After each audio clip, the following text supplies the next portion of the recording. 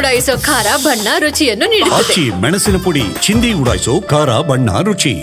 ಯುದ್ಧ ಯುದ್ಧ ಅಂತ ಎಗರಾಡ್ತಾ ಇದ್ದಂತ ಪಾಕ್ಗೆ ಭಾರತ ಶಾಕ್ ಮೇಲೆ ಶಾಕ್ ಅನ್ನ ಕೊಡ್ತಾ ಇದೆ. ಪಾಕಿಸ್ತಾನ ವಿಮಾನಗಳ ಹಾರಾಟಕ್ಕೂ ಕೂಡ ಭಾರತ ಬ್ರೇಕ್ ಹಾಕಿದೆ. ಭಾರತದ ವಾಯು ಪ್ರದೇಶದಲ್ಲಿ ಬರೋ ಹಾಗೆ ಇಲ್ಲ ಪಾಕ್ ವಿಮಾನ.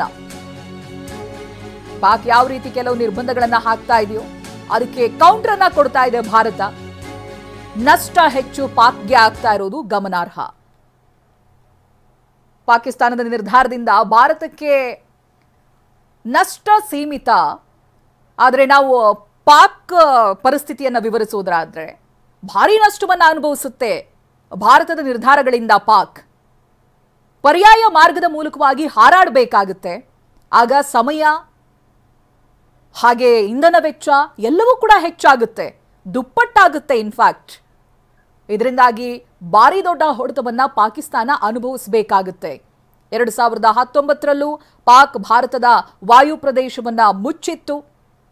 ಅದರಿಂದ ಆದಂಥ ಪರಿಣಾಮಗಳನ್ನು ನಾವು ನೋಡಿದ್ವಿ. ವಾಯು ಪ್ರದೇಶ ಮುಚ್ಚಿದ್ರಿಂದ ಪಾಕ್ಗೇನೆ ಹೆಚ್ಚು ನಷ್ಟವಾಗಿತ್ತು. ಇನ್ನು ಪಾಕ್ಗೆ ಪ್ರತಿದಿನ ಸುಮಾರು 7,60,000 ರೂಪಾಯಿ ನಷ್ಟವಾಗುತ್ತೆ. ಇದರಿಂದಾಗಿ ವಾಯು ಮಾರ್ಗವನ್ನ ಭಾರತ ಬಂದ್ ಮಾಡಿರೋದ್ರಿಂದ ಒಟ್ಟಾರೆಯಾಗಿ $100 ಮಿಲಿಯನ್ ಹೆಚ್ಚು ನಷ್ಟವನ್ನ ಪಾಕ್ ಮುಂದಿನ ದಿನಗಳಲ್ಲಿ ಅನುಭವಿಸುತ್ತೆ.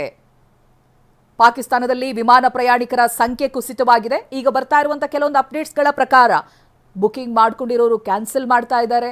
ಅಂತಾರಾಷ್ಟ್ರೀಯ ವ್ಯಾಪಾರ ಪ್ರವಾಸೋದ್ಯಮದ ಮೇಲೂ ಕೂಡ ಇದು ಭಾರೀ ಪರಿಣಾಮವನ್ನ ಬೀರುತ್ತೆ. ಈ ನಷ್ಟವನ್ನ ಪಾಕಿಸ್ತಾನ ಭರಿಸಬೇಕಾಗಿದೆ. ಪಾಕಿಸ್ತಾನದ ರಕ್ಷಣಾ ಕಾರ್ಯಾಚರಣೆಯಲ್ಲೂ ಕೂಡ ಸವಾಲು ಎದುರಾಗುತ್ತೆ. ಹಂತ ಹಂತವಾಗಿ ತಿರುಗೇಟನ್ನ ಕೊಡ್ತಾ ಇದೆ ಭಾರತ.